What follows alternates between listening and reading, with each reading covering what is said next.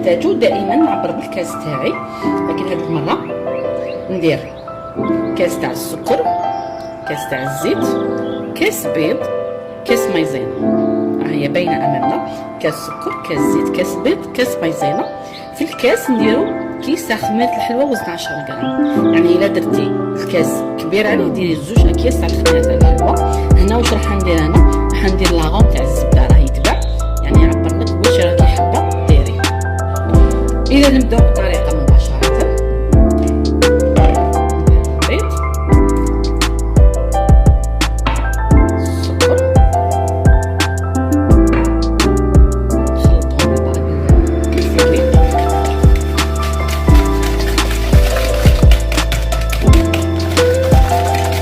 إذا ندير لاغون تاع الزبده، لاغون يعني مثل الحلوى خاصة تاع الزيت، هذا يعني بنه يدير معمر. يعني هاد لاغون تاع الزبده يجي قارورات كبار ويعمر لك يعني بزاف الحلوى. يعني الحلوى اللي مخدومه بالزيت راح تجي كانها مخدومه بالزبده. المغرفه تاعي صغيره فقط، راح ندير 2 مغارف تاع لاغون تاع الزبده، نخلطهم. نزيد معاهم هذاك الكاس تاع الزيت،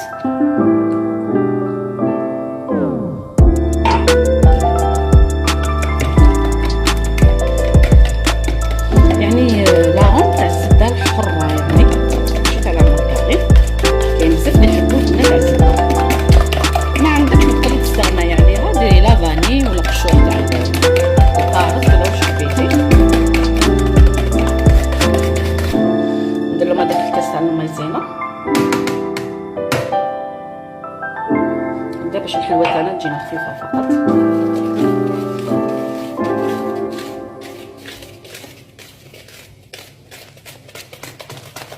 الفوق تاعي راني شايطو قبل ما نبدا الحلوى تاعي على 180 درجه.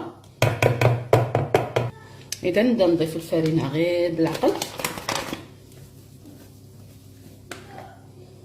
ندير كيسه الخميره ونقلب في العجينه تاعي. الشرط لازم تخليها طريه، والا ماشي راح ينجح لك الطابع تاعك ويجيك ناشف، يعني ما يجيكش بنين، ما يجيكش طري قصدي.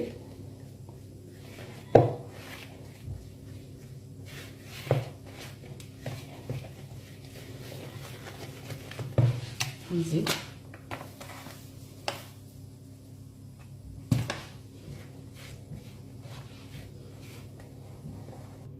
اذا ها هي لميتها. ما نعجنوش طبيعه الحل الحلوه عمرك لا تعجنيها.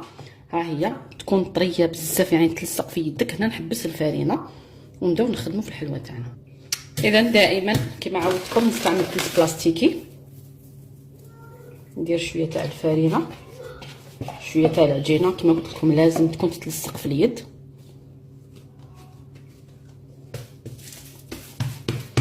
بهذه الطريقه شوفوا، يعني ما تخبزيها غير بيدك راح تجيك سهله. تقدري ما تستعمليش كامل الحلاب، غير تنشفيها الطابع تاعك يجيك ناشف ما يجيكش شباب. اذا اليوم راح نفتحها غير بيدي، ما نستعملش الحلاب، ونديروه شويه خشين يعني ما نرقوهش بزاف. انا حنستعمل هذا القلب هذا، ها هو، ونديرو في السنيوه كما نطبع كامل الحلوى تاعي.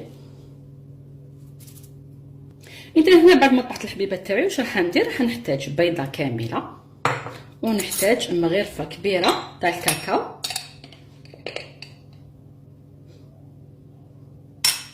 زينوا به الوجه تاع الطابع تاعنا باش يجينا شباب. اذا ندخلو غير بالعقل هذاك البيض. اذا هنا بعد ما دخلتهم مليح نزيد عليهم مغرفه كبيره تاع الحليب ونزيد نخلط. يعني كتحصلي على خليط متجانس. المهم مغرفه كبيره تاع الكاكاو مع مع بيضه كامله، ونزيدوا لهم مغرفه تاع الحليب. حنحصلوا على هذا الخليط اللي راح نطلو به الطابع تاعنا. اذا نحكم هذاك الخليط اللي درناه وندير على الحبه تاع الحلوى تاعنا، يعني راح يعطيها منظر شباب. من بعد بالفرشيطه وندير اشكال على الوجه،